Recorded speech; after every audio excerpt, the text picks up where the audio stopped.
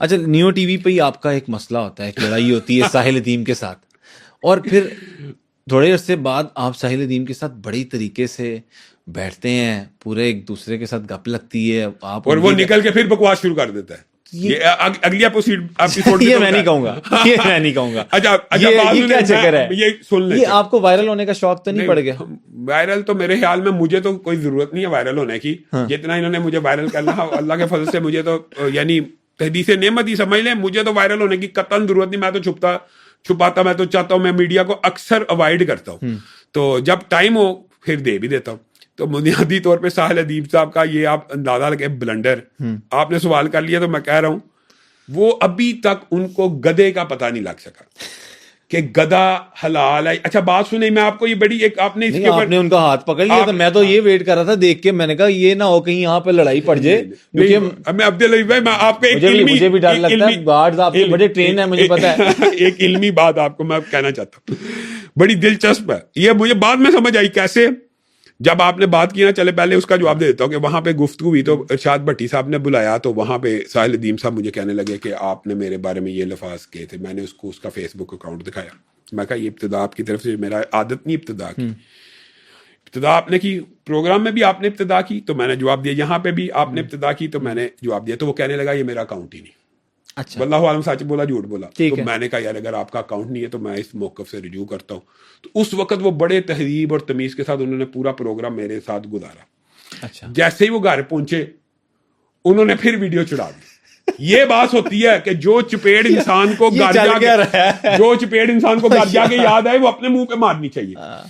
انہوں نے pod cost کے اندر وہ نقطہ نہیں اٹھا سکے, گھر جا کے کہنے شروع ہو گیا وابیو او اہل حدیثو اے دسو کہ جہاں پہ اڈے ہوں کسی مسلم ممالک میں کسی غیر ملکیوں کے تو وہ کافر ملک بن جاتا ہے.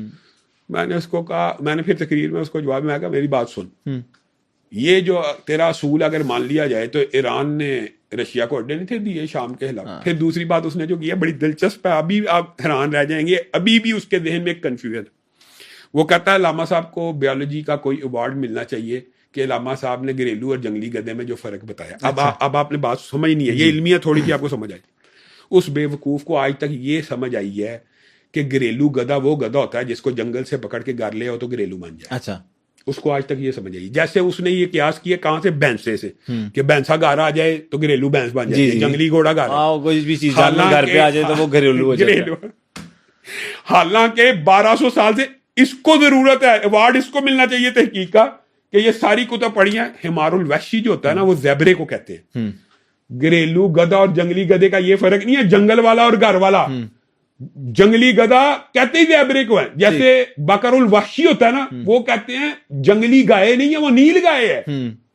جو جنگلی گائے ہے نا یہ نہیں کہ یہ گائے جنگل میں چلی گئی تو جنگلی گائے, وہ نیل گائے کو جنگلی گائے کہا جاتا ہے. سمجھ گئے نا, ولڈر بیسٹ کو جنگلی گائے کہا جاتا ہے.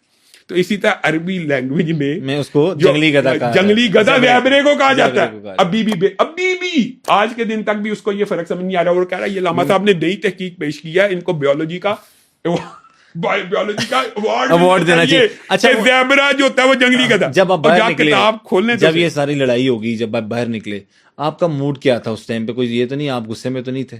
میں تو یقین ماننے رتی برابر غصے میں نہیں تھا, ایزی ہو گئے تھے. لیکن اس ٹائم آپ نے ان کا ہاتھ جب پکڑا تو یہ ویسے نا میرا عادت ہے کچھ بے تکلفانہ انداز کی. یہ وہ تو نہیں تھا کہ وہ ہاتھ پکڑ کے ایسی والی بات نہیں, یہ تو بالکل ہی یہ تو ایک نیچرل جو ریئیکشن ہے کہ یار میری بات بھی سن لے. اچھا میری گل سن لے ورنہ میں تن دستا ہے تے نہیں سی ہم سب دس دیو سامنے سب ہے گل نہ کرو. نہیں یہ نہیں تھی.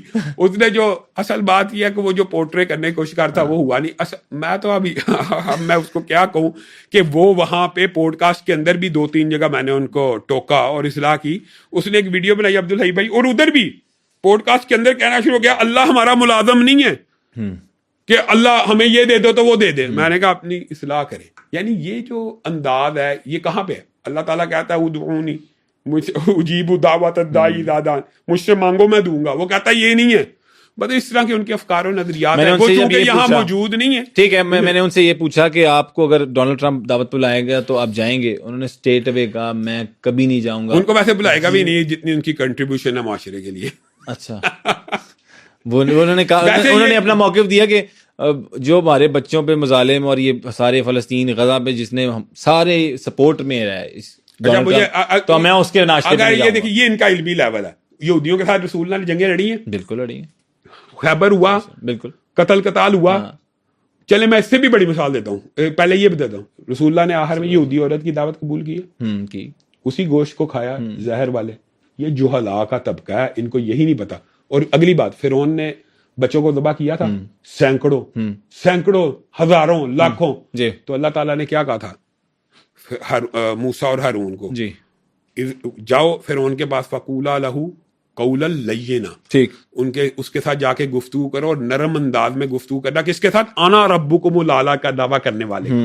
تو یہ ان کو یہی نہیں پتا کہ تبلیغ دین، ابلاغ دین کے لیے، ویسے بھی یہ بات تو میں نے بھٹی صاحب کے پروگرام میں بھی بتا دی تھی، جیسے یہ علماء کی کانفرنس ہوتی ہے ایسے صحافیوں کی بھی ہوتی ہے، ایسے ڈاکٹروں کی بھی ہوتی ہے، ایسے فزسٹ کی بھی ہوتی ہے، اور ہر شعبے کا بندہ اپنی متعلقہ کانفرنس اٹینڈ کرتا ہے۔ جب تک آپ کے امریکہ کے ساتھ سفارتی تعلقات ہیں آپ مجھے نہیں روک سکتے، جب آپ کہیں کہ ٹھیک ہے وہاں سے ہم نے اس کے ساتھ تعلقات بائیکاٹ کیا ہوا ہے، تب ہمارا جانا جائز اچھا یہ والا اور جو ایک سین آخری میں اس کو اینڈ کرتے ہیں، اس کو لمبا کھینچنے کی کیا ضرورت ہے؟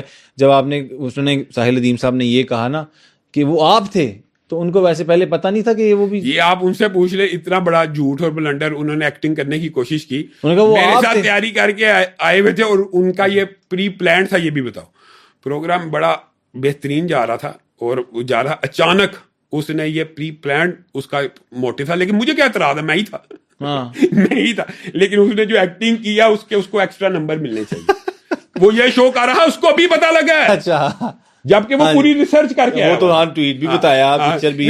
آپ بتائیں، اب ایک بات بتائیں یار، اتنا بڑا بلنڈر ہو سکتا ہے کہ وہ یہ شو کر رہا کہ مجھے ابھی بیٹھے بیٹھے پتا لگا، اور ساتھ ہی ٹویٹ کا والا دے رہا ہے۔ وہی میں کہنا چاہ رہا ہوں کہ ہمیں کوشش یہ کرنی چاہیے کہ ہمیں جو یوتھ کے لیے جو ہمارے اسلام نے ہمیں جس طرح سے احکامات دیے ہیں کہ کس طرح سے ہماری جو نئی نسل ہے اس کو دین کا بتانا چاہیے، ہمیں وہ کام کرنے چاہیے۔